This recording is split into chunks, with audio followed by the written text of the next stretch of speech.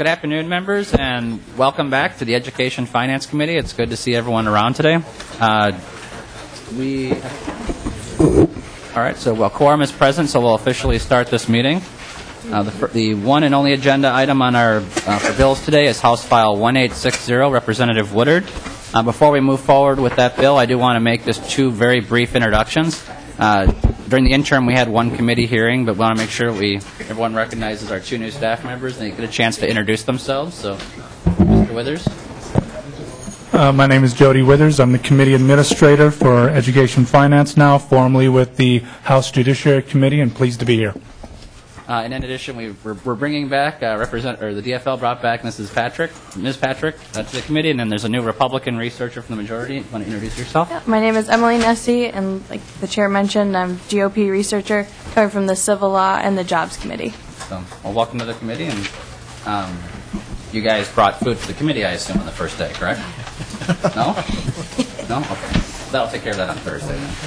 All right, Representative Woodard, House File 1860. What we'll do here, Representative and members of the committee, is We'll allow the author to have his presentation with the authors involved. We'll give a chance for public comment. Those who are not paid to be here will go first, and then supporters or those with concerns about the bill will speak. At the conclusion of public testimony, then we'll move to questions and comments from members of the committee. So, Representative Woodard, welcome to the committee. Thank you, Mr. Chair. House File 1860 attempts to remedy a situation in which a local public school district has an operating levy for public school students within the district.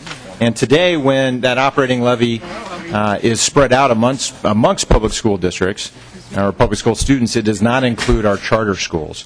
So House File 1860 seeks to remedy that by allowing for a similar per pupil or the exact same per pupil to go to the charter school district as was passed by the taxpayers. The intent of this is that when taxpayers are looking at public school students, they don't differentiate between charter public school students and traditional public school students. So when we pass a referendum, we include all public school students in that per pupil funding formula. So this just seeks to say that if a public school student chooses to go to a charter public school, that they would receive that same operating levy per pupil. So, Mr. Chair, that's a pretty simple bill, and I know simple bills require great debate, and we've got a few folks who would like to testify in favor of this, and if you're okay with that, we'll invite those folks up to testify. Absolutely. Representative Woodard, bring forward your testifiers you wish to have here.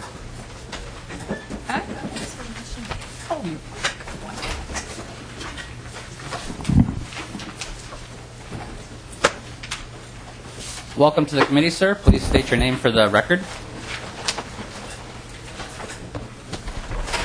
Good afternoon, Mr. Chair and members. My name is Eugene Piccolo. I'm the Executive Director of the Minnesota Association of Charter Schools. First, thank you for the opportunity to make a few remarks this afternoon regarding House File 1860. Our association favors this legislation for three simple reasons: equity, fairness, and justice. First, let me talk about equity. There's a growing inequity or disparity in funding between the funding for public school students who attend charter schools and those who attend traditional school districts. In 2010, Ball State University released a study that looked at revenue sources and funding levels in charters and district schools in every state of the union. What it found is that during the 2006-2007 school year, on a statewide basis weighed for charter school enrollment, that charter school students were receiving 12.9% less in per pupil revenue than their counterparts in traditional districts. The study also looked at the disparity in funding in St. Paul and Minneapolis and compared it to the disparity that existed in 2002-2003. In St. Paul, the disparity in funding grew from 9.1% in 2000-2003 to 13.4% in 2006-2007. In Minneapolis, it was even higher, at 13.4% in 2002-2003 and 21.1% in 2006-2007. Since 2006-2007, these disparities have grown even wider. So what accounts for this growing inequity in funding between students who attend traditional public schools and charter public schools? There seems to be two reasons. First is the fact that the responsibility for funding of education has been shifting from state revenues to local revenues, and that charter schools currently are funded with state and federal revenues only. They do not receive funds generated at the local level. Second, at the same time that this shift has occurred, there has been a phased-out elimination of the referendum equalization formula that the state provided for charter schools. While that equalization aid never actually was equal to the per pupil amount generated in local operating levy referendums, it was an effort to ensure some modicum of equity. While the enactment of House File 1860 will not completely end the disparity of funding for students who attend charter schools, it will make a significant difference in making education funding more equitable in jurisdictions where traditional districts have operating levies, which is more and more districts every year. Second, there is the issue of fairness. When a traditional district figures out the potential revenue that an operating levy will generate, they count all the students in the district, no matter what public school they attend, including those who attend a charter school. So revenue is generated from local property taxes for educating all students who reside in the district. Yet if a student chooses to attend a different type of public school, a public charter school, that revenue generated for his or her education by the local community does not follow that pupil to the school of their choice. This raises an important and basic public policy question. Is it fair to ask citizens to increase their local taxes for education for all the students who reside in their district, and at the same time tell parents and students they have a choice of what public school to attend, and then not have the money raised for those students follow the student because of the choice they made within the public school system? It is hard to comprehend how a system that generates revenue for all students and tells people that they have choices within that system, yet penalizes people for exercising their choice, is a fair funding system. And finally, there is the matter of justice. In recent months, there have been a number of articles that state that because parents and students of low income, minority, and students of limited English ability choose public charter schools in significant numbers, that charter schools are resegregating public schools. Segregation, by definition, is state action. The free choice of parents and children is not state action. So the parents choosing one type of public school over another is not an act of segregation. Charter schools are responding to the need of parents and students. Why else would charter schools in Minnesota average twice the percentage of low-income students as the statewide average? Why else would charter schools in Minnesota enroll an average of twice the percentage of minority students as the statewide average? And why else would charter schools in Minnesota enroll an average of 3 times the percentage of ELL students as the statewide average? What we have here is not what the critics claim. One could make the argument that what we do have here, however, is state-sanctioned discrimination in educational funding against public school students and families who choose to exercise their choice of public school. The fact that a significant number of these students are low-income, minority, and limited English proficiency is more than a cause for concern. It is a cause for alarm when we see that many students in these segments have the highest achievement gaps, and the fact that funding for their education is not equal simply because of the educational choice they and their parents have made. House File 1860 will help address these consequences of our funding system with all funding following the student's educational choice does not follow the student to their school of choice. Again, the Minnesota Association of Charter Schools supports 1860 as a step in bringing fairness, equity, and justice in funding for 40,000 public school students who choose to exercise their choice within the public school system of Minnesota. Thank you very much for your testimony. Representative Woodard, who's your next testifier? Our next testifier is approaching the bench. Welcome to the committee, sir. Please state your name for the record. Good afternoon, Chair, Committee. My name is Al Fan. I'm the Executive Director for a nonprofit organization called Charter School Partners.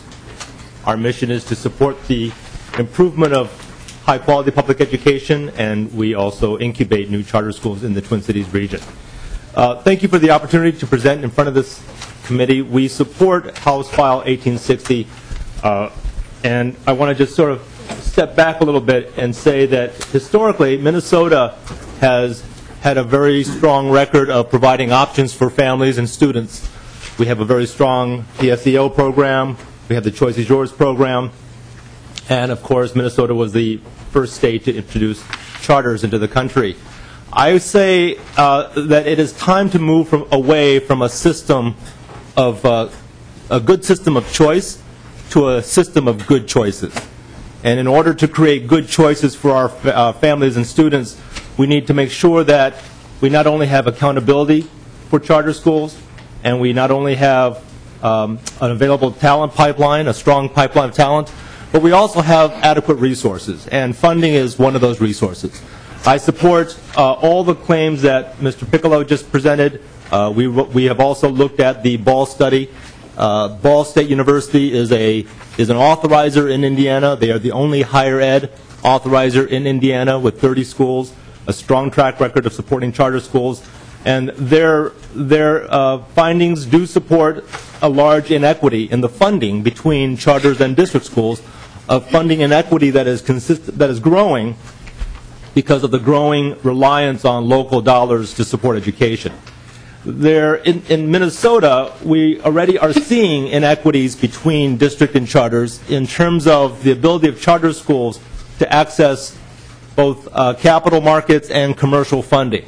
And if we can do anything to try to alleviate that, which I think House File 1860 does try to do, we should provide more resources to the best public schools in the state so that they can continue to do the work of educating our students. We have a number of great schools that are closing the achievement gap already. We want to make sure that those schools receive the most resources they can to do that work and continue to close the achievement gap. And let me introduce one of those gap-closing charter schools right now, being led by Mary Donaldson. The name of the school is Concordia Creative Learning Academy. Thank you very much for your testimony. Good afternoon. Even though you're introduced, please state your name for the record. Happy New Year. My name is Mary Donaldson. I'm Director of Concordia Creative Learning Academy. And it's nice to be back before the favorite committee. You guys are wonderful to present to. You're very welcoming when I'm talking. And I'd like to thank you for your work last year. It's the first opportunity I've had to talk to all of you. The work you did behind closed doors, the July 15 payment, the 16 payments, all that greatly, greatly benefit our schools. And thank you for all you did during that time. I am a director of a charter school on the east side of St. Paul. When I first learned about the levy, I wanted to find out why the levy referendum monies do not come to our school. The first seek to understand before you're understood is what I went on. So I started asking people, I don't get it. Morgan lives right across the street from our school. Kindergarten, first grade, second grade, she went to a traditional school. Third grade through sixth now, she's been at our school. I did not know that the levy dollars did not follow her, and I wanted to find out why.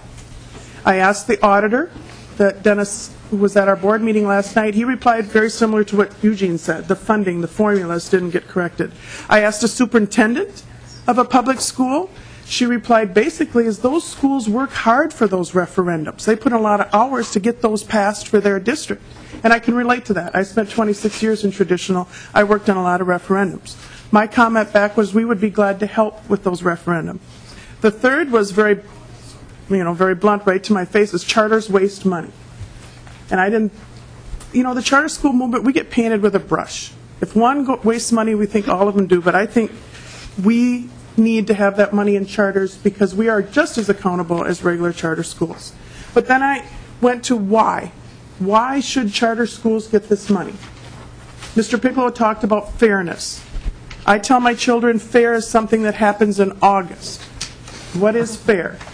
In our school, we have a saying that fair is not what you want. Fair is what you need. So if this bill is to be a fair bill, why does my school or the charter schools need this money? Why is it a need? I thought of two major reasons. When I was asked last night, why do you need the money, Mary? You have your school has high reading scores. They have high math scores. You have high retention. You have high attendance. What do you need more money for? And blank, there's two reasons. Number one is to provide extra opportunities for my children. And two, the most important thing is because of my staff. It is not Mary Donaldson's school. And I don't I like to present, but I wish they were here to tell you why. It is their school. It is my staff's school. But you need to know that they did not have raises for 5 years. We went from 10% reading to 90% reading, and none of them had a penny raise. Last year we had raises for the first time in 5 years. But that means we cut non-instructional, we cut instructional, we cut field trips, we cut staff and development, we cut other things. So their raises are going back to the kids. So when I talk about why do we need this money, it's to keep them. Because I cannot have a school that's high-performing without the staff that's in the school. The second reason is the opportunities. We have high reading and math scores, but as our children go on to high school, we're finding that they are not succeeding because they are not having the opportunities in my school to have foreign language, speech, orchestra, all those things that also round out the whole child. That's what we need the money for, is to provide the same opportunities that if they went to the same school and a traditional that they would find in my school. Many times I'm asked to speak, and I don't know why I am. I think it's because when I was in 7th grade, Mary Palm came to this shy, rather quiet girl and said, you need to go and participate in the speech competition and do the eulogy on Roberto Clemente. That provided me with 6 years of forensics and drama and one-act play and musicals. Right now, my children don't have that. And I would like this money to go toward them because it is a need that I have and my children do. Thank you. Thank you very much for your testimony. Representative Woodard, next up.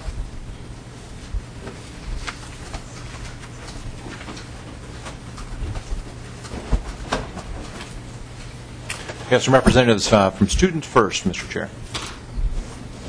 Welcome to the committee. Please state your name for the record. My name is Dan Nelson. I'm coming as someone who represents the community of North Minneapolis as a community member and community leader. I live in North Minneapolis, where I run a nonprofit focused on developing young leaders in the community. My wife is a teacher and has taught in both traditional public and public charter schools. And I speak as someone who understands firsthand the effectiveness that charter schools have had in my community. This bill provides a needed fix for Minnesota's public education financing. It ensures that all students receive adequate and equitable funding, regardless of whether they attend a traditional public or a public charter school. It's an issue of fairness, and I urge you to end the exception that allows taxes levied mid-year to be distributed unequally. So we support House File 1860. Three children that I work with, Larisha, Van Shea, and Denzel, and the rest of the kids in North Minneapolis with whom we work, deserve to attend adequately funded schools, whether they go to a public charter or a traditional public school. They don't distinguish themselves from other kids. They don't distinguish themselves as either I'm a charter school kid or I'm a public school kid. They're just kids. They grow up on the same streets. They face the same issues and same challenges. And they are all trying to have a successful future. They all want to get a diploma and go to college. They don't distinguish themselves. So they should be receiving school funding at an equitable level.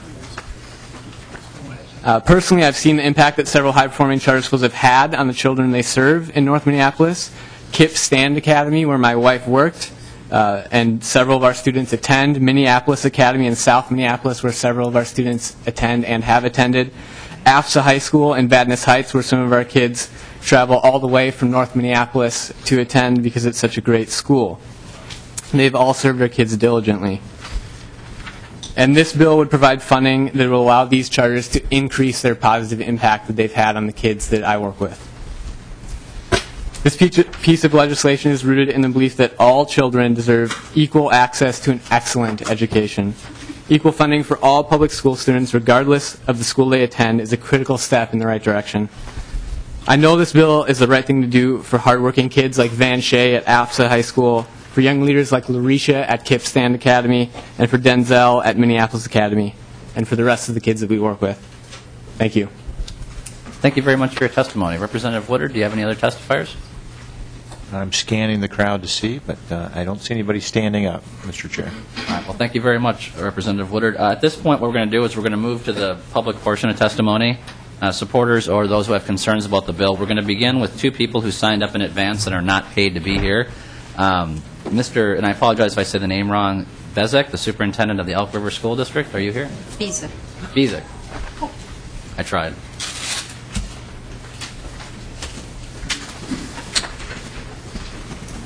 Welcome to the committee, sir, and please state your name for the record.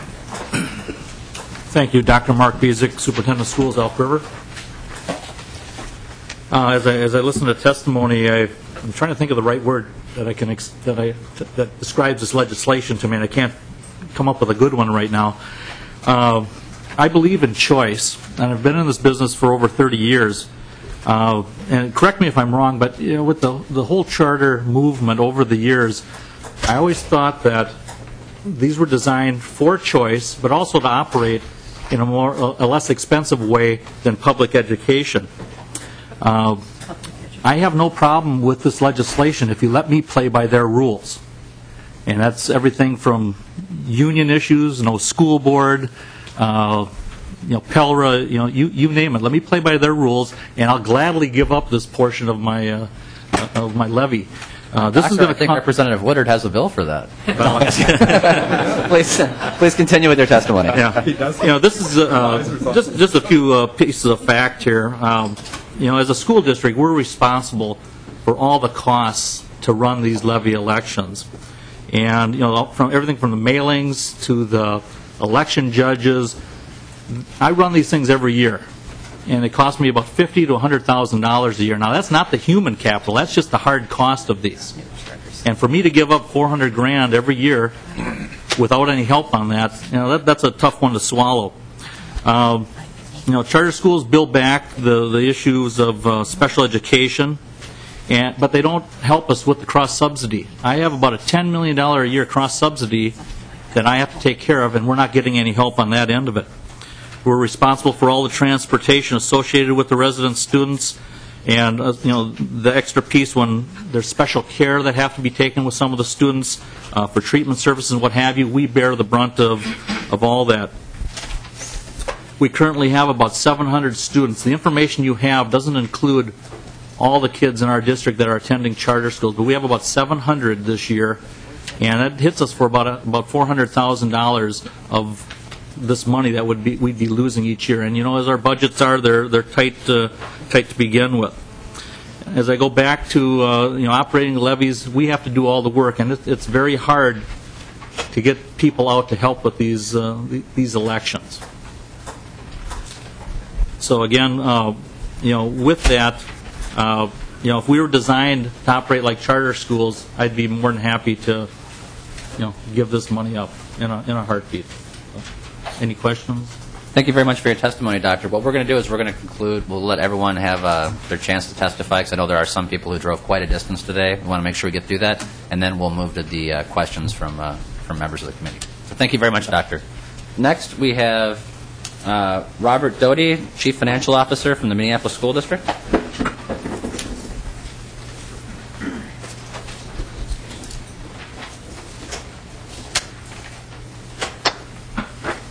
Good afternoon. Welcome to the committee. Please state your name for the record. Hi, Mr. Chair, members of the committee. My name is Robert Doty, and I'm the Chief Financial Officer for Minneapolis Public Schools. I'm here today to testify in opposition to House File 1860, but wish to thank the author for bringing the bill forward. The bill addresses a legitimate public policy question. Why don't charter schools qualify for referendum levy revenue when state policy allows them to receive referendum equalization aid? Minneapolis Public Schools opposes this bill, House File 1860, in favor of an alternative solution to the same problem, which is addressed in another bill, House File 1460, sponsored by Representative Linda Slocum and others. I believe it is helpful to review the current statutory framework to understand the problem and this solution in a larger context. First of all, charter public schools do not have independent levy authority because they are not local units of government. Secondly, levy authority is a power of government. Levy authority is not a power of private, nonprofit boards of directors who are not accountable to voters and taxpayers through any kind of electoral process. Thirdly, school districts across the state ask their voters to pass operating referenda to increase their local property taxes to fund specific initiatives, such as those related to class sizes, technology, early childhood education, etc., in the schools governed by the elected school board. Charter schools are not among the schools governed by the elected school board by design and choice. Previous legislatures have specified that this ask of voters be made in terms of a specific revenue per unit, per resident pupil unit. This definition includes charter and open enrollment students. Next, we believe House File 1860 breaks this contract with our voters and taxpayers by allocating revenues approved by voters for initiatives within the Minneapolis schools to our competitors in the charter school sector. The actual language of the bill performs this through an indirect means, an aid reduction to school districts and an increase to charters based on the referendum revenue per pupil times charter enrollment. A logical corollary of this position would be to perform the same calculation for all open enrollment, which this bill does not do. Next, traditionally, elected officials prefer to see local property revenue allocated to public purposes in the local jurisdiction overseen by the publicly elected officials who levied the property tax in the first place. House File 1860 represents a break with that public policy consensus. Next, the original authors of the charter school law recognized that charter schools led by private, not-for-profit boards would not have direct access to local government levy authority and revenue. This was and is addressed in current law in 4 ways. First of all, allowing transfer of referendum equalization aid, less satisfactory as equalization revenue has lagged, lease aid to compensate for lack of capital bonding and levy authority, special education tuition bill back, charters build back excess special education costs of $16.9 million in fiscal year 2009 to their pupils' resident school districts. And finally, district-wide attendance area if a charter elects transportation from the district. Next, House File 1860 seeks readdress for charter schools by amending only one element of the current law compromise. We urge you to reconsider this approach, which addresses just one element of the current law compromise on charter school access to referendum revenue. We urge you to consider initiatives that promote collaboration among and between charter schools and regular school districts. We urge you to give a public hearing to House File 1460 and learn about an approach that addresses this very issue in a manner that regular school districts and charter schools can both approach. I would be happy for you to answer any questions you may have. Thank you very much for your testimony, sir. And like we said, we're going to get through the public testimony, and I hope if you have a chance, please stick around in case members do have questions. Thank you very much for your testimony.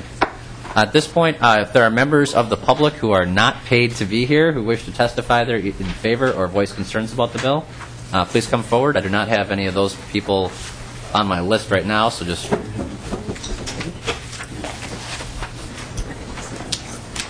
And if, again, if you meet that categorization, if you're a real person who is here, please begin to line up behind the author. Welcome to the committee, sir. Please state your name for the record. I'm hoping that superintendents are real people. Yes. I'm Superintendent Jim Hess, Superintendent in Bemidji Public Schools. Thank you, Chair and committee members. Appreciate the opportunity to visit with you about this important issue. I've worked in Bemidji for the past 8 years. Bemidji's home to 3 charter schools, several parochial schools, and nearly 5,000 students who enroll in District 31. I'm going to speak about the impact of this bill on our school system. Passage of HF 1860 would be detrimental to Bemidji Public Schools and is unnecessary. It will result in a loss of over $182,000 to our district and will compound the budgetary problems we face with the seriously flawed formulas in special education and transportation reimbursement, where we are forced to shortchange our district students to pay for state and federally mandated services to charter school students. We currently have a voter-approved operating levy of $501 per pupil. Under current law, our 3 charter schools receive 27% of this, or $134 per pupil. That is the state side of the portion, since our district receives some state aid because we're a low property wealth district. 73% of the operating levy per pupil stays in Bemidji Public Schools, which is about $366. We use this to help pay a portion of our district transportation cross-subsidy and special education cross-subsidy for mandated services to charter school students. Incidentally, school districts with greater property wealth receive little or no state support from operating levies and keep all those levy dollars. They're not required to share portions of them with the charter schools located within their district boundaries. Bemidji schools are required to transport charter school students. Our costs exceed state reimbursement by approximately $575,000 per year. This averages out to be about $111 per pupil. If you multiply that times the 496 charter school students, we lose about $55,432 by transporting charter school children. We're forced to take money from our general fund to make up this difference. It would be less costly for us if we didn't have to transport charter school students, but that's the law.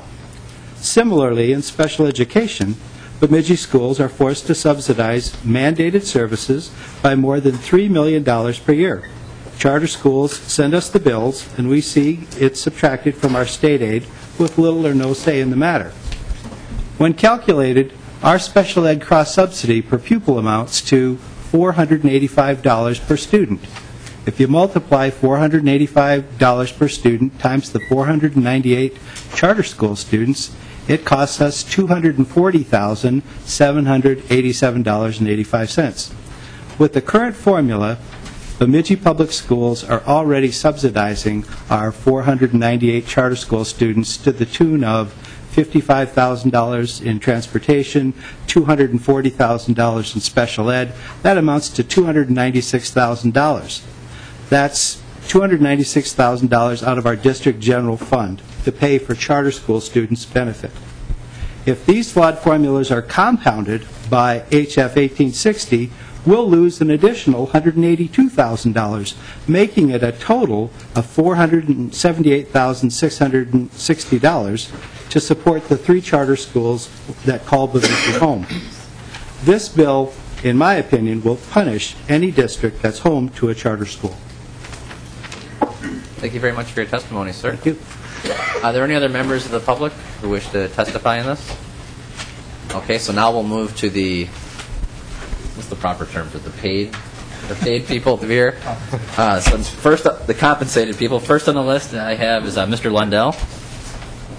And on deck will be Mr. Grathwall, if he still wishes to testify, and then Ms. Kelleher. Welcome to the committee, sir. Please state your name for the record.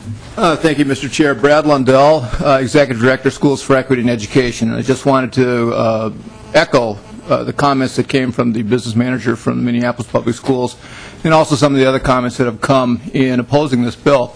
Let me take a little bit different tack. I'm going to talk a lot this session about my hometown of Cannon Falls. It's a district that failed in its referendum last year, and they also have a charter school. Like many districts from Schools for Equity and Education, we are low property wealth, but also don't generate a lot through the categorical formulas. Many districts in Schools for Equity and Education then are forced to go to their voters to kind of take a look at ways to bolster their revenue, and the referendum revenue is the way that they can do that, because we're not very successful in getting some of the state formulas changed to get a more advantageous distribution of revenue in state formulas. In the case of Cannon Falls, where they are looking at a huge number of cuts this year, while their charter school doesn't take a lot of money from the school district, it just exacerbates the problem of them having to cut even more. The thing that I would mention also, and I think that, again, the Minneapolis business manager pointed this out, is we may need to look at this through a more comprehensive lens. I know that referendum politics are very, very difficult. The referendum in and of itself is a blunt instrument of funding, as districts throughout the state have widely varying amounts of referendum revenue, and many districts with low property wealth simply can't generate the amount of dollars to even make it worthwhile to go down that road. One of the things that we've done in the past, and I think this would be something that would help all school districts, is to look at rolling in a portion of referenda. We don't have the state revenue to do that right now, but that would put more money to follow the charter schools from the basic formula. It would reduce reliance on the referendum and would give some districts either low or no amount of referendum revenue more money that they need, and would probably in some cases preclude them from having to go out looking at referenda. I guess the other thing I would say, and those of us in public education who believe that there needs to be more money in the system, and that's we credit you for doing a lot in the last year, in a year that was very, very difficult for the state to face in terms of its budget crisis. We really credit this committee for coming forward and actually increasing the amount of money that went into education. We thank you for that very much. At the same time, do we know how much money is actually needed to fully fund the state's commitment to education across a broad range of operations? And I think that this is the charter discussion needs to be part of that. And I think having that charter discussion as part of a larger discussion is what really needs to happen, instead of these kinds of more narrow initiatives. So with that, I'll stand for questions or turn it over to the next speaker. Thank you very much. Mr. Grathwold, did you still pass? Well done. Ms. Kelleher. Can you get range?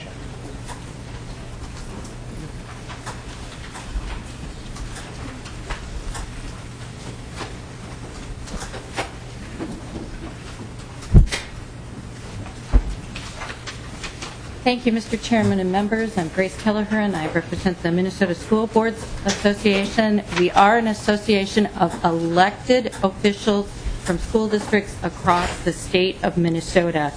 And I want to share with you, we had an opportunity to talk to Representative Woodard just ever so shortly. But for us, this really raises the local government concern. And as we reflect on the Constitution, local governments, school districts, cities, and counties were incorporated by our state constitution and empowered with the right of taxation.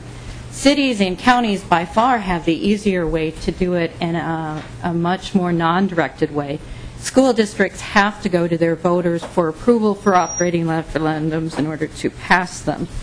So really, we're the local government poor stepchild. We are the ones that can only go forward if our local property taxpayers agree. We, as a local government, we're responsible with conducting truth and taxation hearings, walking the public through our budgets. We also ensure the public trust. And for example, when we run an operating referendum, the small community of St. Peter, they had 35 informational hearings from church socials to the Chamber of Commerce talking about what that referendum money would be spent on, where it would go. And that public trust argument for charter schools may not be as reflective and transparent as public schools are made to go forward with. Basically, what if, we've got questions about the implementation date also. The 2014, our operating referendums go for up to 10 years. The question would be, with ones that were out there, would this then impede what they were, in fact, enacted by our local taxpayers? How could this impact districts that don't have levy referendums? We all assume every school district has an operating referendum across the state of Minnesota. And in fact, 10% of our school districts have none. So if you're an unlucky charter school, certainly it varies greatly across the state, and this would bring the charter schools into that unequal system of relying on property taxes. Basically, we ask you to oppose this in recognition of a local government. The other way to do it is recognize 150 charter schools as independent local government units. So with that, Mr. Chairman, I'll be happy to answer questions. Thank you very much for your testimony. Are there any other members of the public, paid or non-paid, who wish to testify in this bill? It's a race. Who's going to make it first?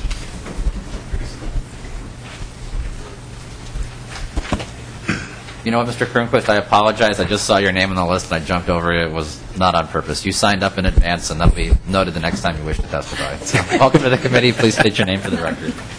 No problem, Mr. Chairman. Thank you very much. And members, Scott Kronquist with the Association of Metropolitan School Districts. And I will be brief because many of the points I was going to raise have already been mentioned. But I think what is very clear here is that reforming the education funding system is difficult, and especially when you try to tweak a particular part of the formula. And sometimes when you attempt to do that, it fails to recognize historic compromises that were made to arrive at that formula. And this is a great example of that. As has been noted, there really was very little disagreement when the charter school law was adopted originally that non-elected entities should not have the ability to levy or expend property tax dollars. But then there was also recognition that, okay, if we're not going to allow charter schools to have access to that revenue, what do we do to balance it? And so the law was written so that, number one, charter schools could get the aid portion of those referendum dollars. They did get access to lease aid to help because they didn't have the capital levy ability. And then two other important pieces were that the school district was made responsible for the special education cost of those charter school students, and also the school district was made responsible for the transportation cost of those charter school students. And I think, as you all know, the amount of money that the state provides in those two areas, special education and transportation, is not sufficient to cover those costs. And so, in effect, school districts are already using operating referendum dollars to fund those shortfalls. And so the basic premise that charter school students aren't benefiting right now under current law from operating referendum dollars is simply not true. They already are benefiting from local referendum dollars. Just to give you a quick few hard numbers of what the legislation would mean, and this would be revenue reductions for some of my member school districts. Anoka-Hennepin would see a $1.13 million reduction in their revenue. Stillwater, $969,000. That's a district that just lost their referendum in November and is looking at $10 to $12 million in reductions heading into next year. Osseo, about a $335,000 reduction. Rosamond Apple Valley, $193,000. Eden Prairie, $196,000. Superintendent Bezick already told you it's close to $400,000, I think, for Elk River. So as you can see, it's real reductions that school districts would be facing under this legislation. So I will stop there, Mr. Chairman and members, but we would urge you to oppose this legislation. Thank you very much. Thank you very much. Are there any other members of the public who wish to testify in favor or voice concerns about the bill before we go to... Oh, I'm sorry. I'd say it's still spring training. We're warming up here. So welcome to the committee. Please state your name for the record. Mr. Chairman and members of the committee, I'm Mary Gilbert from the St. Paul Public Schools, and I will be very brief. We share many of the same concerns. As you know, St. Paul was not unlike North Branch not a few years ago, where we actually had two referendum attempts that both failed, and including one where the board offered to resign if they didn't meet the goals of the referendum and spend the money as they had laid out in the discussion. We finally did pass one in 2003. We had to have very specific conversations with our community about what we were going to do with the money and how we were going to spend it. We did increase it one time where we added money to fund our 4-year-old kindergarten program and our all-day kindergarten program, and we continue to spend $6.1 million on ELL, additional ELL teachers and special education teachers, as both of those programs had been cut. And to provide more money for our middle and high school kids to address the new math requirements that were put into statute.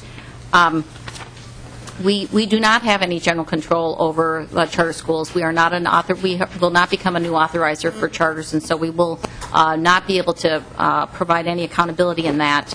The other thing, and I was taking just a brief look at the Ball State report. The Ball State report looks at just the revenue sources that are eligible through the funding formulas, and it doesn't account for the tuition billing that has been raised earlier. In the case of Concordia Academy, they billed the district $440,000 of special education revenue last year. That was up from $277 in '08. And when you calculate in the amount that they can bill us and include it in their expenditures, if you look at the expenditure reports from the Department of Education, Concordia Academy spends $13,434 per pupil compared to $13,001 in St. Paul when you take a look at all the revenue that's available to the school. Thank you very much. Are there any other members of the public who wish to testify before we go to the department on this? Wish to testify on this? Welcome to the committee. Please state your name for the record. Thank you, Speaker and representatives. My name is Holly Marsh. I am a senior at Avalon High School. We are a public charter school in the city of St. Paul. We're project-based, and for the past 10 years, we have been changing students' lives. And so I strongly encourage you all to support this bill. The reason is very simple. I hope to one day change the world, potentially as an elected member of the House of Representatives or of the U.S. Senate.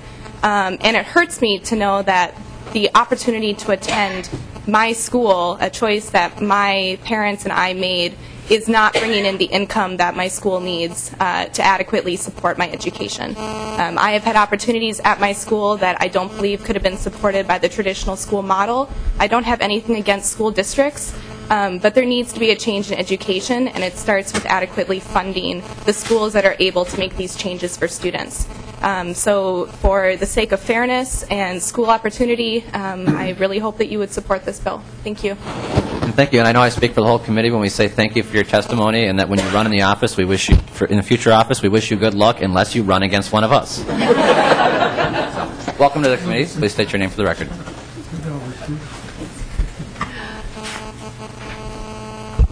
Mr. Chair, members, Kevin McHenry with the Department of Education.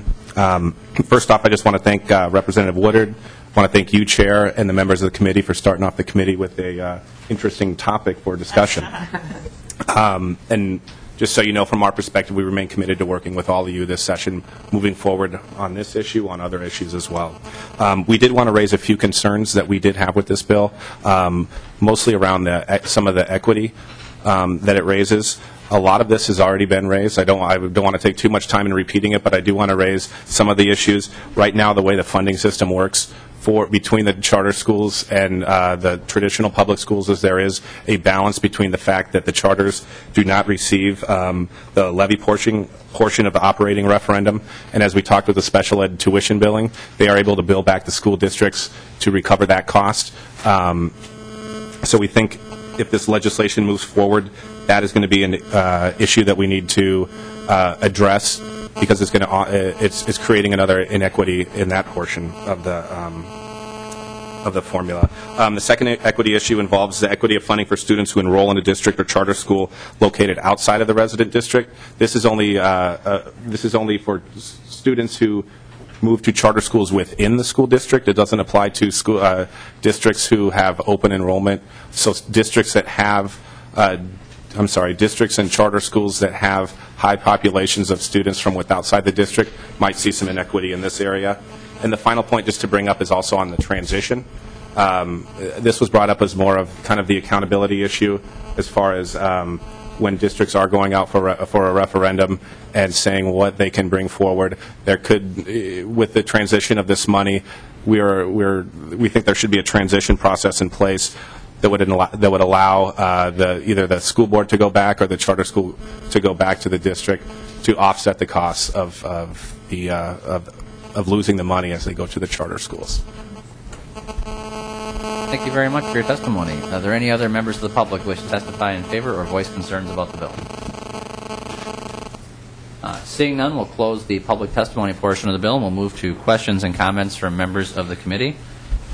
Are there any questions or comments? Representative Greiling. And first of all, I know I speak for the committee when I say congratulations on your announcement. You seem to have a little bigger smile than you normally do in committee. And I know, in all seriousness, Representative Greiling, we want to thank you for your service, and you will be missed. Thank you very much, and you can say it again when we adjourn, the day before we have our last committee meeting, because it's a very freeing experience to be leaving this place. And you know, it's a heady experience too, because you get great emails and phone calls and hugs and comments from everybody that's is almost as if you had died and they were at your funeral. But back to this bill. I do think it's interesting, as Mr. McHenry said, but I actually, in its current form, am strongly opposed to this bill. I think that this week is Choice Day, and Representative Erickson was kind enough to mention me as an early charter school supporter. I think Representative Mariani is the only one here, actually, when charter schools passed. When I came 20 years ago, we were fighting off having that law repealed. So I've always been a strong choice supporter for public school choices with public money. But like some of the testifiers, because we did refight that battle in my first term, I remember clearly that the deal was charter schools got less money because they would need less money because they didn't have the rules and regulations of charter schools. And I have made this comment in this committee before, that it seems to me over the last 20 years they have discovered, like all schools, that there isn't enough funding, and so they keep wanting one more thing and one more thing and one more thing. And I don't blame them, because we haven't kept up with the general per pupil amount and the other formulas for all schools. And so they are just one of all types of schools that don't have enough funding. And this bill is symptomatic of that, but I don't believe it is the answer to then fund this bill by taking it from other districts who also don't have enough money.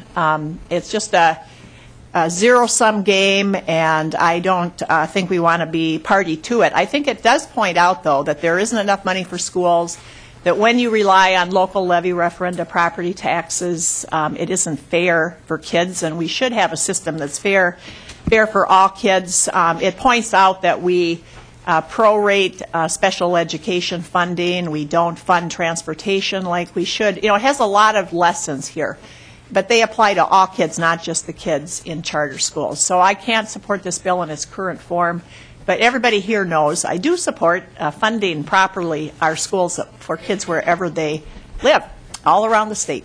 Thank you. And staff is very nervous, so I have to do this because they're afraid I'm going to forget. Representative Greiling moves approval of the minutes from the May 3rd meeting.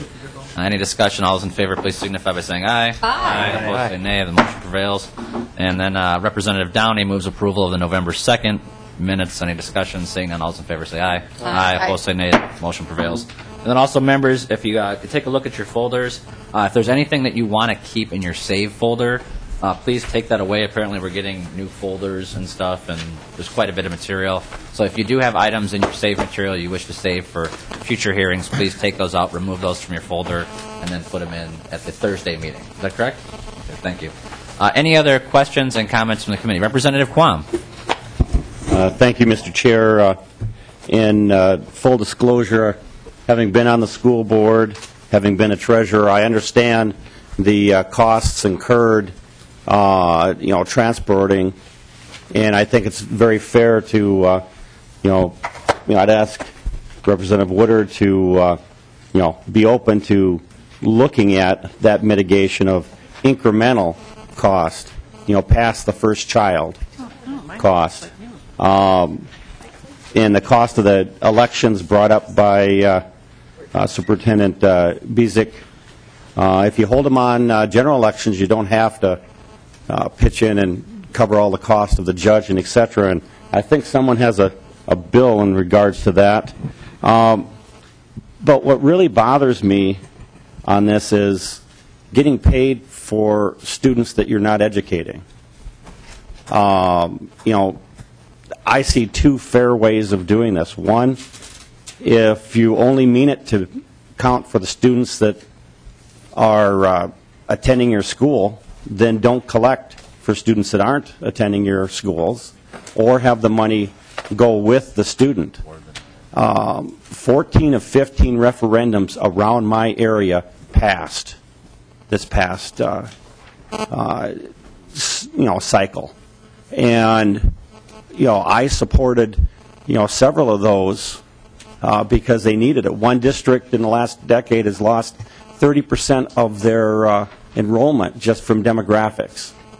And each district is individual. And the people care about education. But you're asking for per pupil and funding the education of students that live in a district. Well, I don't care if they go to North High School, South High School, or Central. I care about their education and funding it. And if I vote for it, I think the money should go to those students. I think it is fair to look at, incurred cost, and I think, that's a reasonable discussion, maybe in another bill. But, we're here, I'm here for the education of students, and I can support this bill, and I'm sure there'll be amendments on the process of, if I vote to fund per pupil, I'm not voting only if they go to this school. I'm voting for helping the kids in my community have a better education. And so that's why I'm going to support this bill. Thank you. Thank you, Representative Pond. Representative Ward. Thank you, Mr. Chair. I thought you were going to forget me again this year, but that's remarkable that you didn't put me in Mr. Kronquist category as well. Appreciate that. Is that what we call it now, the Kronquist category? That's it, Mr. Chair. Well, I've got a bit to say on this, and Representative Woodard, thank you for bringing the bill forward, because as Representative Greiling stated, it truly does emphasize the lack of funding that we have had for all of our K-12 kids and early childhood also in the state of Minnesota for the past decade. And in fact, with inflation adjusted, our schools have taken about a 13% decline in funding over the last decade. And so this highlights it, and I appreciate that. And then Representative Quam mentioned that 14 out of 15 of the referenda from votes in his area passed this past November. And in fact, it was a very high percentage. I don't recall the percentage, but it was in the 70-80% of successful referendum votes. And truly that is the citizens of the state of Minnesota saying that education is important, our kids are important, and we need to fund education. We're willing to put forth dollars to fund our students, to fund our children, to make sure that they receive a fair, equitable, adequate, consistent, and timely education.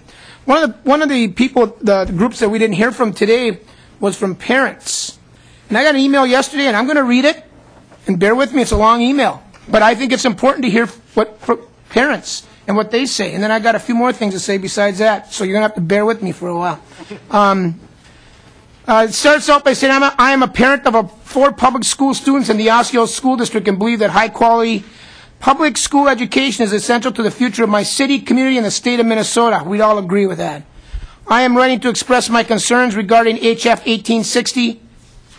My understanding is this would amend current law to require that operating levy referendum dollars would follow students to charter schools. I oppose this legislation for several reasons. As a local voter and taxpayer, when I choose to vote to increase my property taxes for an education levy, I am choosing to support and improve the quality of schools in my school district and my community. My home values will rise or fall based on the quality of education my community's public schools provide. I know that charter schools are a type of public school, but not the type that the majority of homeowners base their decisions on. The quality of education that the local district provides is what is important.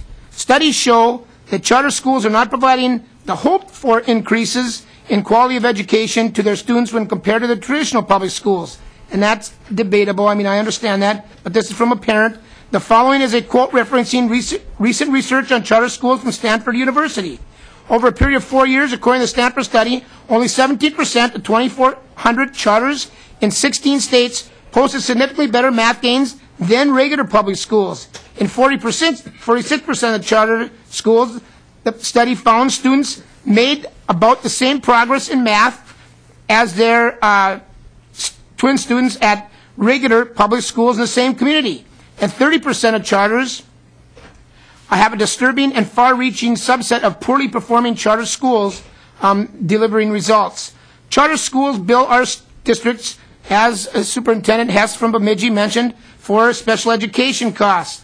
Our school district provides transportation, as was also mentioned, for charter school students, and the cost of transportation is more than what we receive from the state. This basically means that dollars are taken from typical district students to cover charter school students. Our district bears the cost of researching and then educating the public about a potential levy. As parents, we are left to run a Vote Yes committee to attempt to educate our residents, about, of whom which about 75 to 80% of them in their district do not have children, on why they should vote for a property tax increase. Bless you.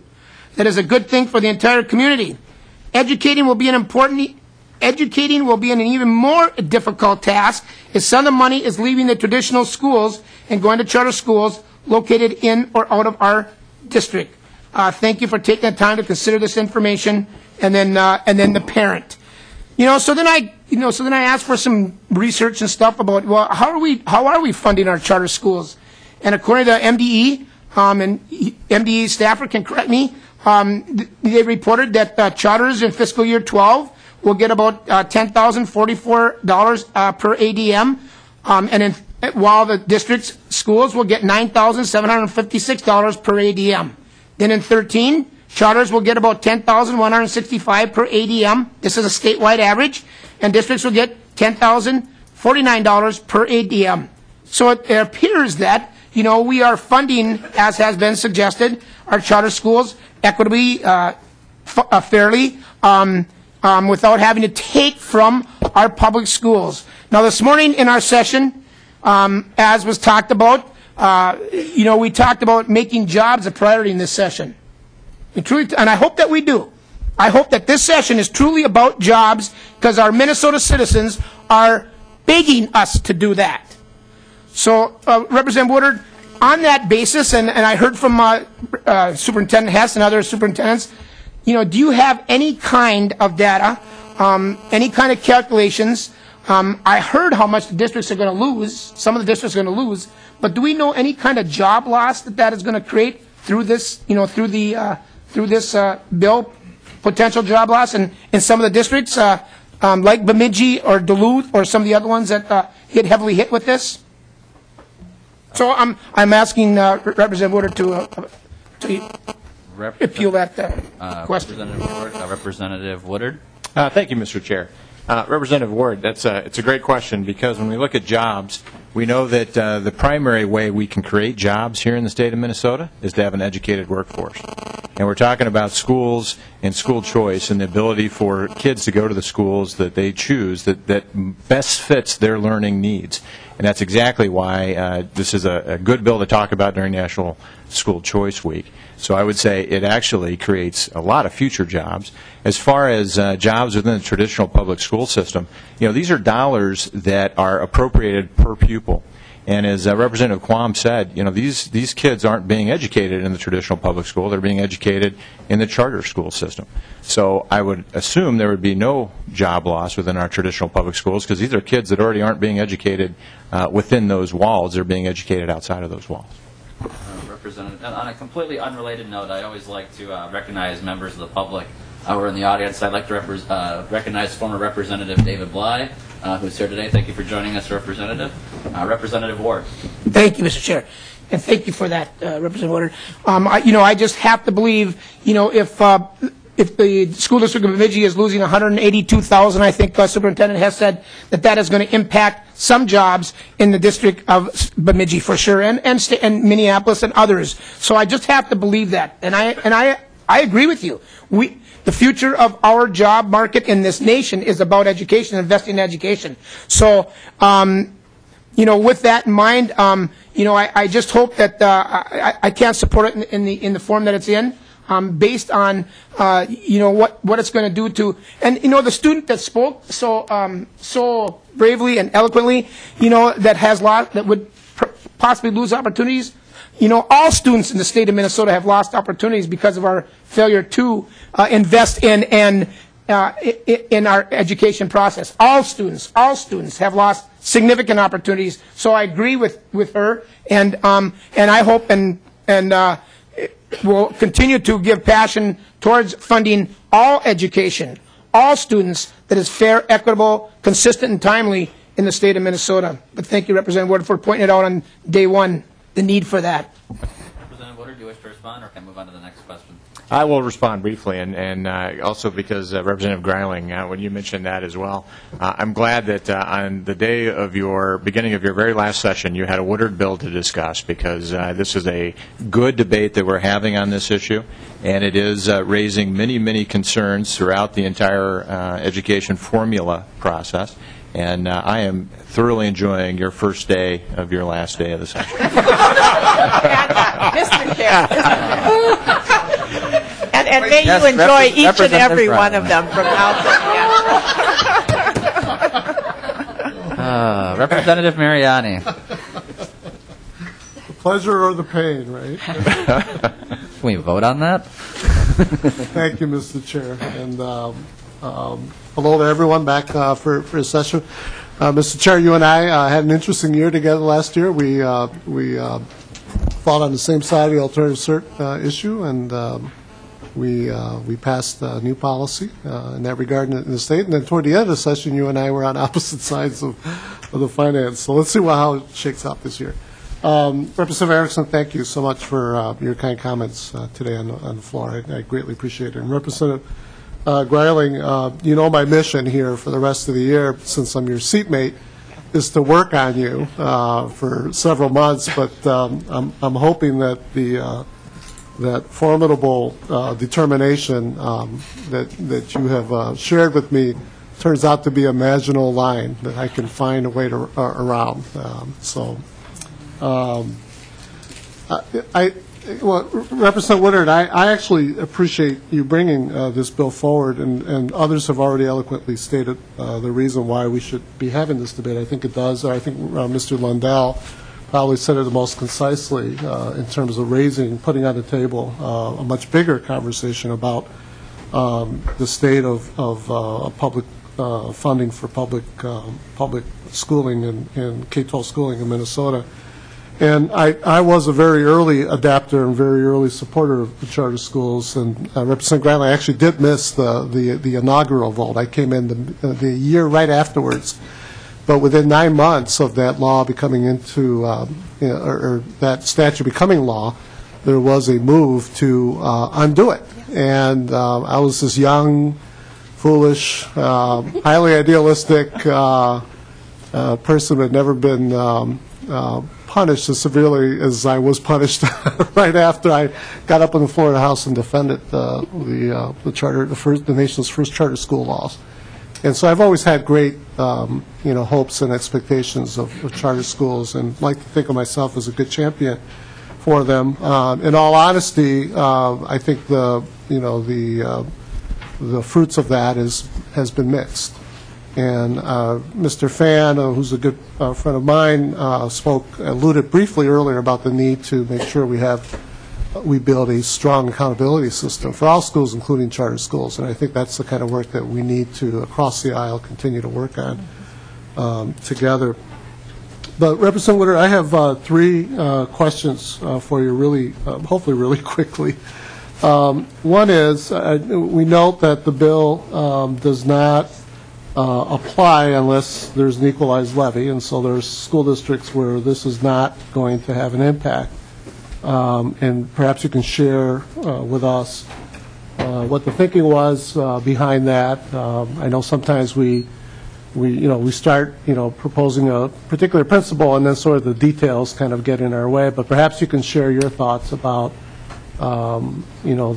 that disparity in the bill in terms of where it applies and where it doesn't apply, and whether you have any ideas of doing something differently in that regard. Representative Woodard. Mr. Chair and Representative Mariani, I guess I would like to get a little bit more clarification from the fiscal staff on the impact that has, because it's on equalized dollars, if you could enlighten us with the difference in the two impacts, because I'm certainly interested in having that discussion. So Representative Mariani, if I could just translate here, because I think you were asking if the difference between districts that have a levy and don't have a levy, or districts that are equalized and aren't equalized. Mr. Chair, the unequalized and equalized. My understanding of the bill is we're only talking about the equalized amount, and I assume that's because that's really our ability to capture funds that come from the state. But that's not true in all school districts, unless I'm totally misunderstanding the levy we can go mechanism here. To staff on this, but the bill as it's drafted right now just basically says the local property tax component is the component that would go to the charter school. The state aid portion of it already goes to whether you open enroll, whether you're in charter schools. That already takes place. So we're only talking about the local property tax component of it. But Mr. Crow, Mr. Strom, if I'm mistaken or I'm answering the wrong question, please let me know. Mr. Chair, Representative Mariani, committee, that's correct. The bill, under current law, the equalized aid portion already follows the student. This bill says that for a student enrolled in a charter school that is located in the district of residence of the student, an aid amount equal to the levy amount, the unequalized portion, whatever the balance after equalization is, also goes to the charter school. And so, Mr. Chair, well, thank you, and that's what hearings are for. So, Mr. Chair, then the impact would be on any school district where you've got a physically related charter school and any levy referendum operating. And has a charter school in it. Right. Well, Representative Chair, if I Woodard might, dropped the bill. That's exactly right. I'm sorry, I misunderstood your original question, but that's exactly correct. It would be limited to kids who are going to the charter public school within the district. So if they decided to go to a charter school outside of that district, of course, those local property tax dollars would not follow them. Well, Mr. Chair, Representative Woodard, perhaps you can expound a little bit about why that would not be the case, because obviously the argument there would be that there would continue to be an inequity in funding relative to those children who are effectively open enrolling into another jurisdiction. Representative Woodard. Thank you, Mr. Chair. And Representative Mariani, I like your thinking. I think that might not have been a bad idea. But I think the overriding principle here is that these are local property taxpayers, and they're paying for public school students who are within their school district. And I think that prevails over the potential for those dollars following outside of the public school district. Representative Mariani. And Representative Woodard, I'll try to be quick here, Mr. Chair. The testimony from Minneapolis raised some interesting questions for me in regards to potential legal issues, and perhaps even touching on some pretty basic kind of American principles of taxation without representation. Do you have any concerns in this regard? Representative Woodard. Thank you, Mr. Chair. Representative Mariani, I guess I have some concerns about the way it's done today. Which is it's based on public school per pupil, and it includes the charter school kids as well, but yet those dollars don't follow the charter school pupil into that charter school. So I think today this is another reason for hearings, is to kind of shed some light over that process and to make sure that we understand that when these local referendums are being presented to the public, they're presented as per pupil basis, including a number of students who are public school students who actually don't get that funding. Well, Mr. Chair, Mariani. Representative Woodard, I appreciate that, but it seems to me that the whole issue of a direct representation relative to taxation, one of the issues that it evokes here is the ability for the taxpayer then to respond in a negative if they're unhappy with the administration of their public resources. And so I'm struggling with this. This is new. I just looked at the bill for the first time this morning, but it seems to me that this bears some exploring out in terms of what recourse local taxpayers would have relative to decisions of a governing body over which it has no control over, control being exercised through the electoral process. And so this could drag into a long conversation, but, we can continue to have this conversation as the bill unfolds. I just want to put that forward to you. And then the final, very quick, but this would also involve longer conversation, but I want to put this out. You heard about the balance, if you will, that was put on the table that made it possible for Minnesota to pass this law in the first place and be the first in the nation to innovate. There were a number of testifiers who shared a little bit of that history. And as much as I like charter schools, I'm not convinced that there's actually a bad deal going on out there. I listened to the testimony of Representative, or rather Superintendent Dietzig and the Superintendent Tess, I think, from Bemidji, Ness? Yes. Who shared, pretty explicitly the fact that their school districts are, in fact, spending quite a bit of their formulas, their revenues, including cross-subsidy issues, on charter school students. I've not heard them complain about doing that, at least not proposing a bill to undo that. But they raised some pretty important issues here. And so I guess the question here is, since you're moving into tweaking the formula, and that part of the formula rests on a balanced agreement that's enshrined in statute, are you then also considering rebalancing that? So, for instance, making charter schools responsible for the cross-subsidy and special ed, for providing community education for the community, or maybe even making themselves subject to some form of local taxpayer. I mean, are those things that you're considering thinking about, or that you're playing with as you listen to the testimony and attempt to drive some kind of consensus around this legislation? And Representative Woodard, did you hear the question? I know Representative Dabney spilled his drink over here while he was being asked. So did you? Once again, I get the question. Thank you, Mr. Chair. Could you repeat the question? No, I'm just kidding. Representative Mariani. Well, I don't know. No, I've got it. I think I got the gist of it.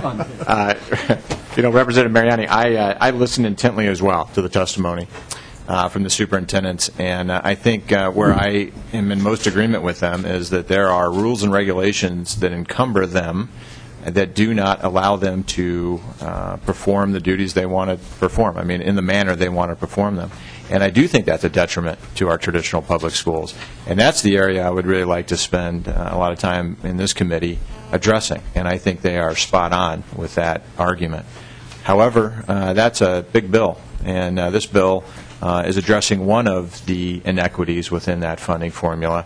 And it has certainly sparked a lot of other discussions about other inequities and other rules and regulations that we may have imposed upon our public schools as a state legislature, as school boards, whoever is imposing these handcuffs on our traditional public schools. And that's a good discussion to have, and I'm willing to have it, and I hope somebody has a bill that can be brought forward so we can have that discussion. Representative Mariani, is that it? Mr. Chair, I've already taken quite a bit of your time, but obviously this bill evokes much bigger issues than what's before us, and I think one of the decisions we're going to have to make is whether or not we chew on a little piece and then create a whole bunch of new disbalances that need to be addressed further down the line. And I don't think you need to be for or against the bill to acknowledge that. Sure. And I think Representative Mariani, that's a fair point, but it's also fair to point out that when the original charter legislation was passed, there was a $1,500 per student lease levy. And that didn't stop the legislature and previous governors, and in fact, this current governor, from reducing that by 20% to $1,200. So legislation is always looked at, it's always reviewed, it's not set in stone, and certainly no previous legislature can bind, and governors can bind future legislatures and future governors. There have been funding changes to charter schools already, but your point is well noted. Representative Downey. Yeah, thank you, Mr. Chair. Just a couple of questions to make sure I'm understanding the facts here. And we talked a little bit about this balance that was negotiated, and it sounds like transportation funding and special ed are in the mix, and I don't think we've fully explained that and understand kind of the balance of trade, but we won't go there. I think Representative Mariani has appropriately located that as an ongoing question and debate.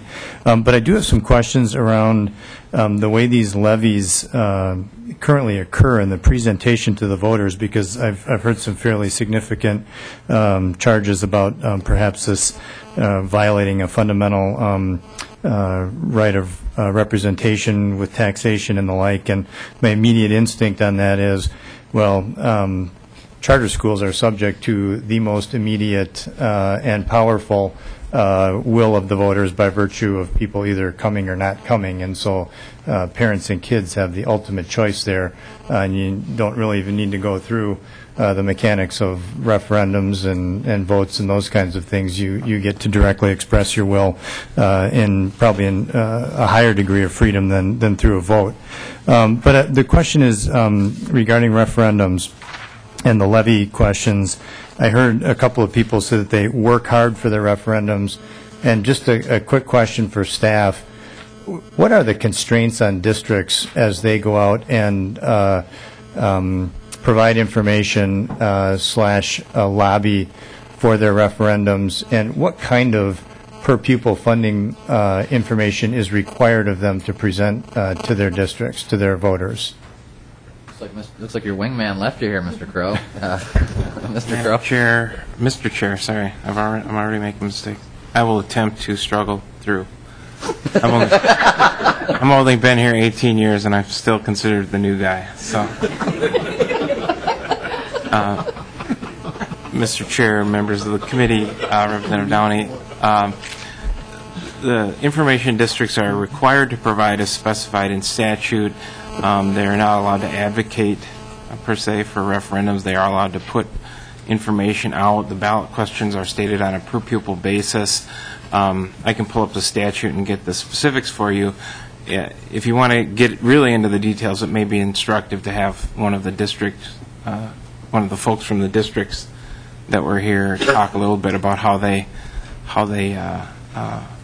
inform the potential voters about their referendums. But basically, it's supposed to be informative rather than advocating.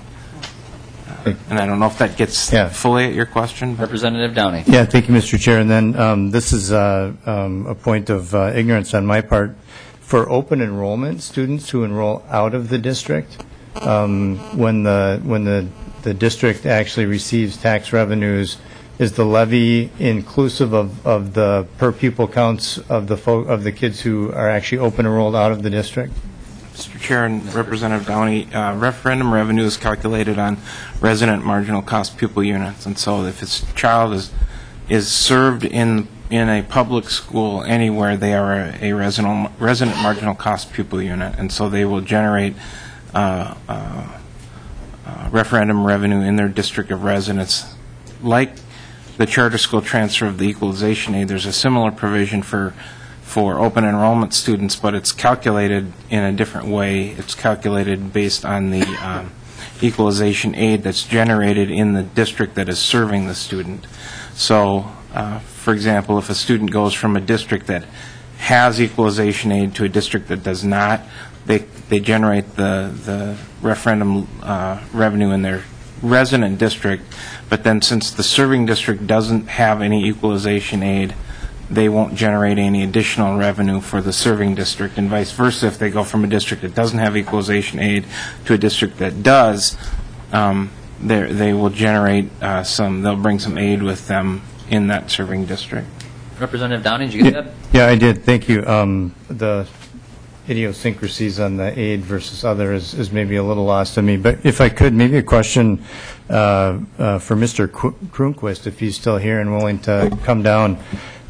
We just went through a levy referendum question in my district, actually 3 of them.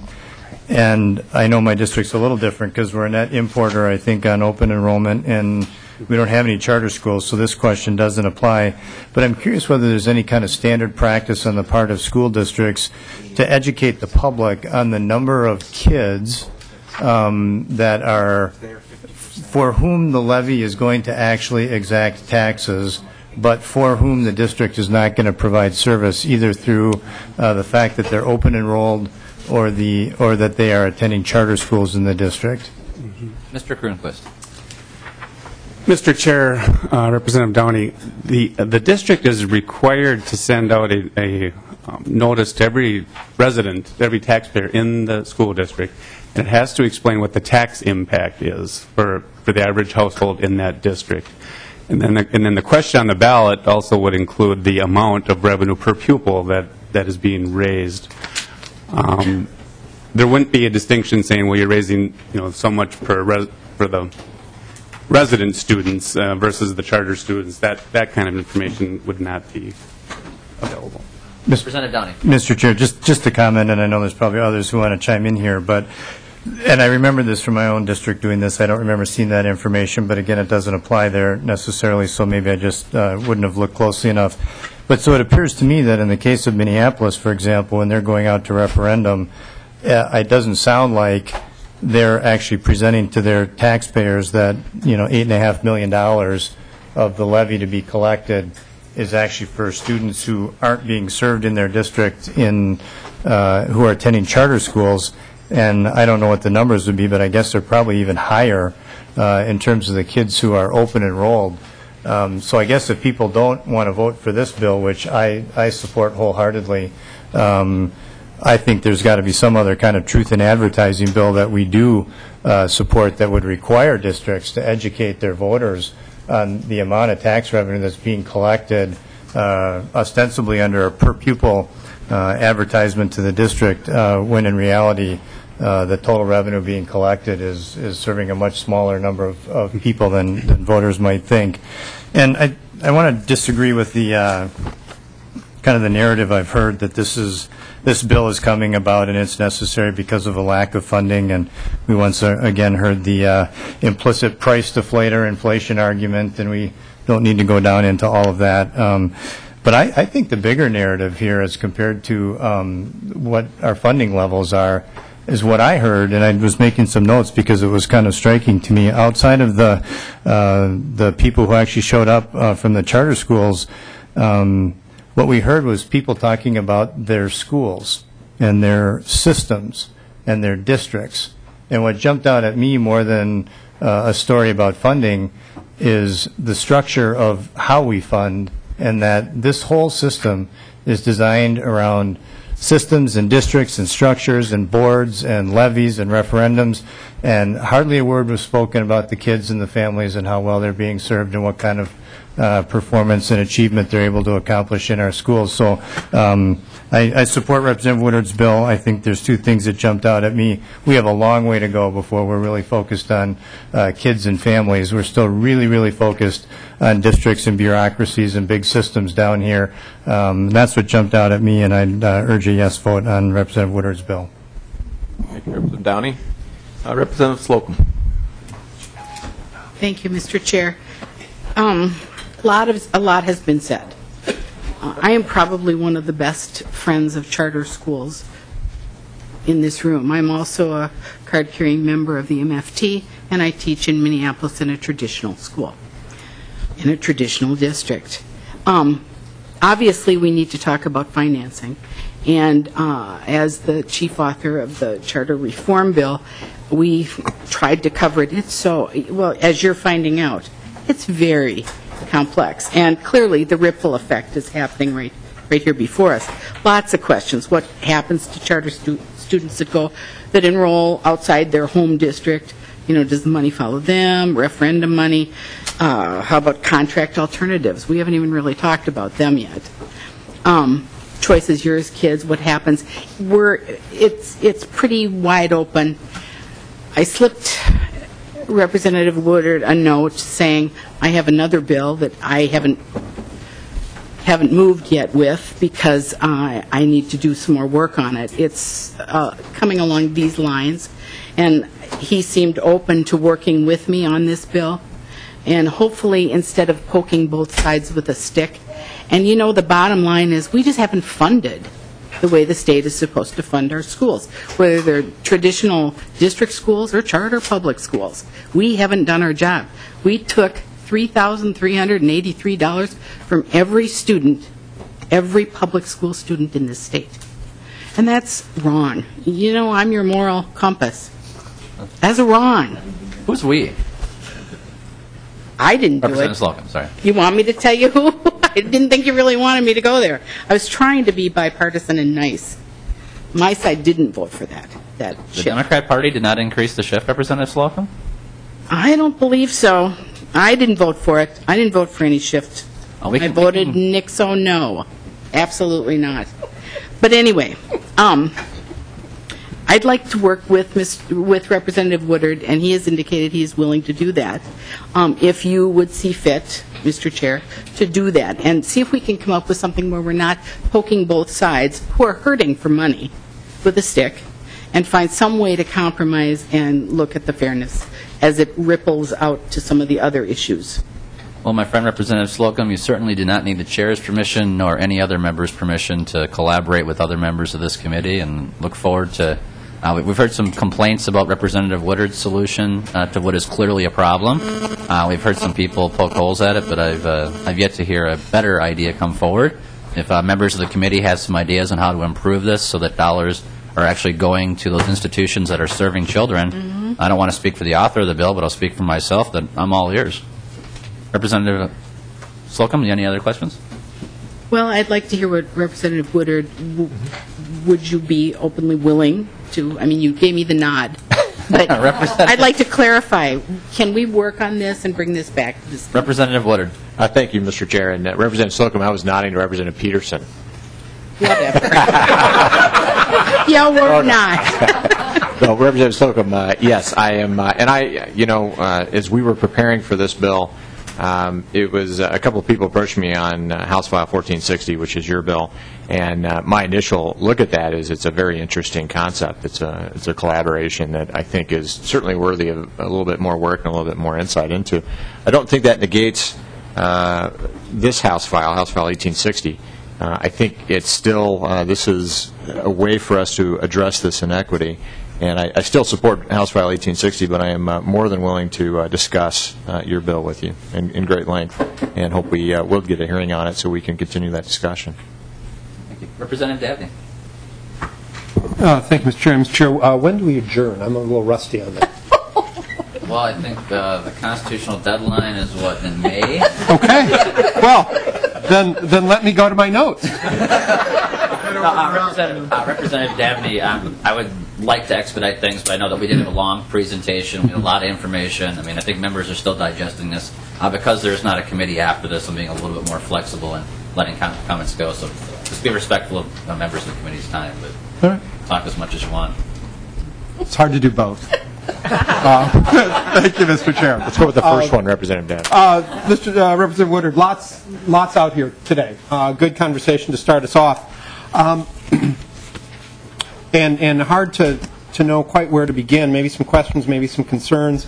Maybe a reminder that 95% of the children in public schools in Minnesota today are in traditional public schools. And we sometimes, I think, in the discussions here have lost track of that. That if we want to talk about equity and fairness and things like that, that 95% is a big number.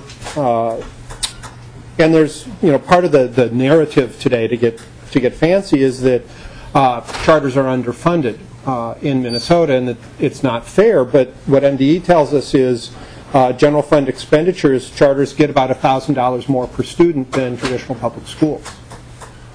That wall, we ask traditional public schools to do things like provide ECFE classes and community education classes. I learned how to repair windows in community education classes and lay tile, and if I wanted to, I think I learned how to cook Japanese food once, but luckily for my family I haven't explored that. In community ed classes, and of course we don't ask charters to do that. If we work through and your bill were actually to be implemented, charters would still get, it's projected, would get about $1,600 more on average per pupil than traditional schools. So we would be taking an inequity that exists to some extent today, on average across the state, and actually exacerbating it, at which point people would come back and need to change that inequity, and, is ever thus. I think part of my concern here is the concept of consequences and decisions, and the decisions have consequences. My daughter was on the school volleyball team, but she was also on a Lego robotics team, and there were points where those two conflicted, and she had to make a choice. And there was consequences. My son wants to be on the church's children's choir. We're hoping he has a voice, unlike his father's. But it meets at a time that doesn't work for us. And so there may be, at a time when he's got some other activities scheduled. So there'll be consequences to that. We give charter schools a great deal of flexibility, but we've spent years trying to make sure that if a family makes a choice, that they don't experience any consequence of that. You can go to the charter school, but you can still get on your regular high school, traditional high school's sports teams. You don't have to experience any consequence to your decisions. And that's not the way I parent, because I don't think it's good to teach my kids that there's no consequences to their decisions. And I think we're increasingly moving in that direction in this area of policy, and I'm a little troubled by that. There is another option. There doesn't need to be this perceived inequity. Self-governed schools, which is another model of school choice that's allowed in Minnesota, those schools get levy funds. There's not a conflict there between the traditional school and the self-governed school in terms of funding. So if a charter school wants to get access levy dollars on top of all the other dollars they get, Concordia Learning Academy spends more per student than the St. Paul schools does. If they want to spend even more, they could simply become a self-governed school within the St. Paul schools. There's choices that are available already for these folks who want to do it. I'd like a couple of questions for the author. At one point, you talked about what the voters understand, and that your concern is that they don't understand that there's children in their district who are not served by the traditional school district when they go out and vote for a levy referendum. My contention is that they understand that their levy dollars go to their traditional school districts with that public accountability, and that if we suddenly change it in the middle of a 10-year levy, that my understanding when I voted yes has now been changed after the fact. Can you respond to changing the rules of the game on the voters and the parents in the middle of the game? Representative Woodard. Mr. Chair and Representative Davney, where to begin, which is one of your favorite terms, so I'll steal it from you. First of all, perhaps we ought to consider using the funding for your Japanese food classes to actually move that over to our K-12 education if you decided not to use that with your own family. If we are funding things like Japanese food classes at the expense of our K-12 education system, I think we have another bill to take a look at. As far as consequences, this is where we kind of diverge. Okay, we diverge then that from a consequences standpoint, you think that if a family decides to choose a charter school, that they need to pay a consequence. The way I look at it is we as Minnesotans want to educate those kids, and we ought to give them the opportunity to do that. There shouldn't be a consequence for attending a charter school. We should give them the opportunity to do that and fully experience that, whether it's playing on the high school football team, at a traditional public school, whatever it may be. And I think we would all agree that's a good experience for Minnesota kids. From an accountability standpoint on the referendums, this goes back to the per-pupil funding, because these referendums are being proposed, as Representative Downey kind of explored here a minute ago, as kids in a per-pupil for pupils that are not part of that referendum. They're not actually receiving those dollars. So if we really go back to the core issue here, which is it's all about kids, then the money should follow where those kids are within our public school system. Those are public school dollars that we voted on for public school kids. And so it's a natural move that those, of course, would be covered, because we told our voters in that referendum that our per-pupil rate was this. And so there are other options here, as has been discussed. And one is, of course, that's not a true per-pupil cost. So we need to adjust that for sure. If these kids are not going to receive those dollars, then that per-pupil cost really is higher than we're telling our voters. So there's a lot of room here for discussion, a lot of room for reform, I think, as we've had this discussion. Sure. Representative Daffy. Hey, Representative Dabney, you know I was kidding when I said you can talk as long as you want, right? Oh, Mr. Chair, I'm so disappointed in you. It's the first day. Representative Dabney. Thank you. Representative Woodard, I just reminded there's always consequences. My daughter entered middle school this year.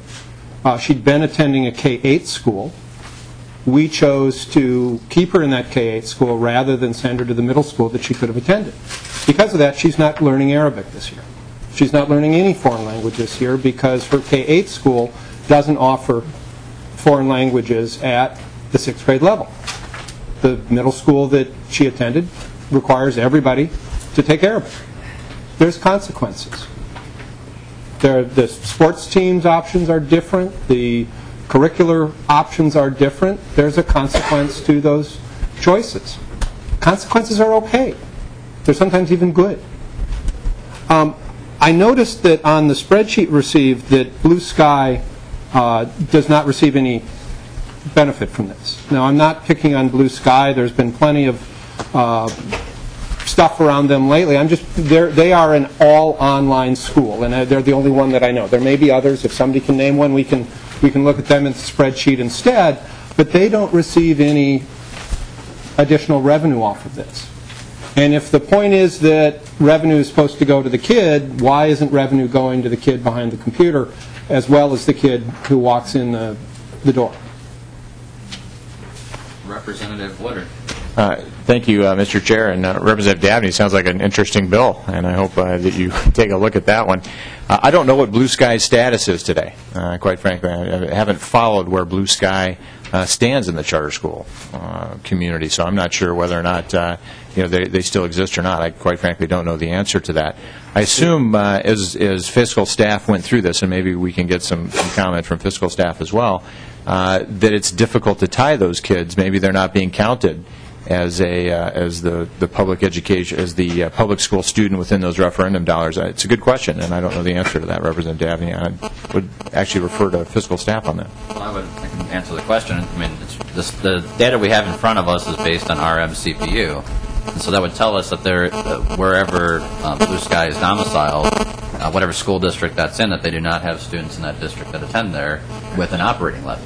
Those are the three categories that have to take place in order for the numbers to be in there. Representative Dabney. All right. Well done, Mr. Chair.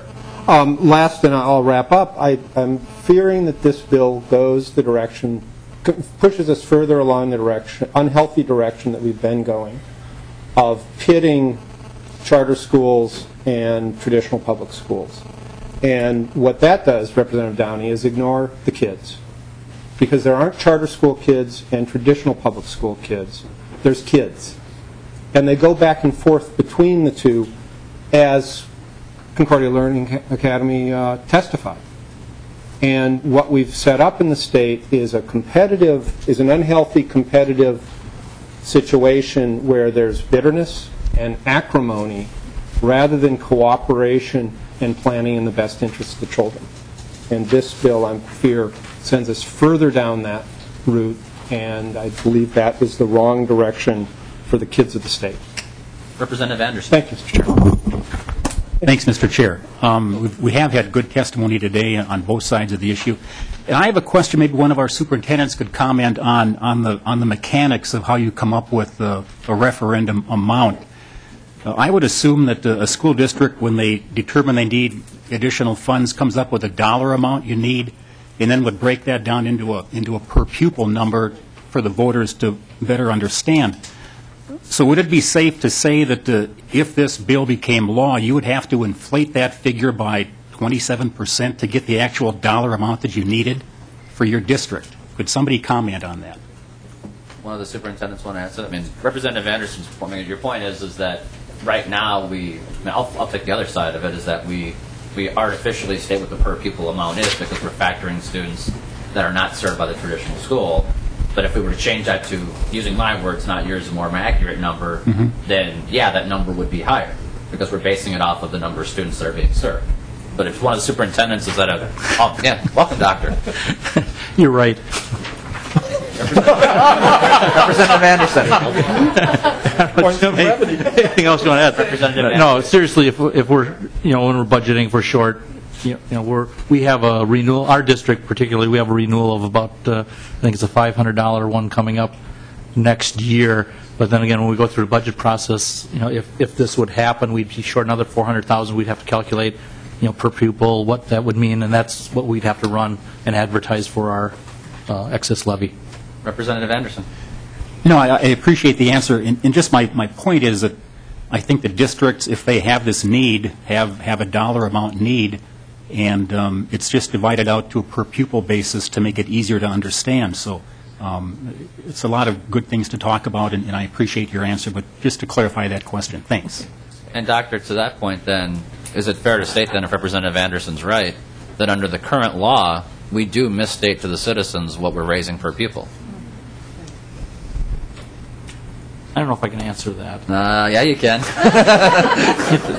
One comment I did want to make, though, when you start talking about state averages and what charters are funded, what the average is, if you look specifically at our district, we're actually $1,000 below the state average. And I have an $18 million hole less than the metropolitan average of districts every year that I have to fill. So when you start talking averages, they're okay in certain areas, but that's why anything like this really affects our district. Right, and when people use statewide averages, we know that the charter school student population is vastly different than the statewide student population. So those are factual and they are accurate, but as members of the committee know, they need to be taken with a grain of salt. But Doctor, just to be clear though, you answered Representative Anderson's question pretty clearly. I mean, it's fairly obvious that right now the number of students listed on a ballot initiative does not correspond to the number of students served in a district. I mean, that's, if you don't want to answer it, it's okay. Well, it's different in every district.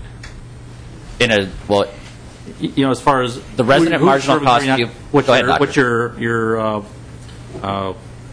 incoming student, your open enrollment students in and out, all that varies from district to district. Yeah, and Doctor, the levies are based off of RMCPU, and student count is ADM. Those are in law. We prescribe two different measurements. So I was just hoping maybe I could get a year right out of you too. But thank you. Give it to him. You're right, Mr. Doctor. One a day. One a day, right? Representative Dietrich, and then Representative Reiner, and we'll be done. Thank you, Mr. Chairman. As a strong supporter of adequate education funding, you hate to be here talking against a certain segment of students getting more education funding, especially if they do generate less revenue by an already inequitable system. And so much of what I could say has already been said, so I'm going to just focus in one area, and that is it's been said many, many times that the current system is inequitable to the charter school system. And I would say that this bill even increases that inequity for other students. And it does so by the fact that I just did the quick math, and it takes money away from about 350,000 students in the state based on two things that has nothing to do with those students, choices that those students did not make. First of all is that there's a charter school within their district. And what I'm learning here is that charter schools are not in everybody's districts that are sitting around, even around this table, and that they have passed a levy. And if they have passed a levy, there are so many different reasons why. And in many cases, it is because they don't already receive average state funding. So what I would just, and then on top of that, from the students that do get money taken away, that ranges. For some students, it's $2 per pupil, and then for some kids, it's going to be up to $594 per pupil. So I would say that this just exasperates the inequity in the system that we have, and this is not the approach that we should be taking. And if we think that there is an inequity in the charter school funding, then I wish that we would approach it that way, very isolated, and actually fix the problem and not exasperate something that we already have going. Thank you, Mr. Chairman. Representative Woodard, did you want to respond, or should I go to Representative Reiner? No, I think we've discussed it. Representative Reiner. Thank you, Mr. Chair. The benefit of being last is that there's little left to say, so I will try to be brief. I want to start by saying that I am opposed to this bill, but it has nothing to do with an opposition or a judgment about the quality of our charter schools or the work that's being done in our charters to reduce the achievement gap or any of those issues. It has to do with the whole package, the historical record on the agreement out of which charters were funded, and yes, there's been changes there, and yes, the legislature can choose to change things in a piecemeal fashion, but that doesn't make it a wise decision. And I think it's a really unwise decision to isolate this issue and treat it out of context with the whole array of issues around funding both for charters and traditional public schools. So that's one point. But I also have a grave concern about the nature of our independent school districts and the kind of the role of independent school districts through our Constitution, and how our public schools have been funded and created. And what a levy is a contract between voters and citizen, or is voters and an elected board. It's, school board members are directly responsible to their voters. And that's a really significant feature of the responsibility for those dollars. And I don't think we can look at shifting levy dollars to charter schools without addressing the issue of elected public representation on boards. Any other closing comments or questions from members of the committee?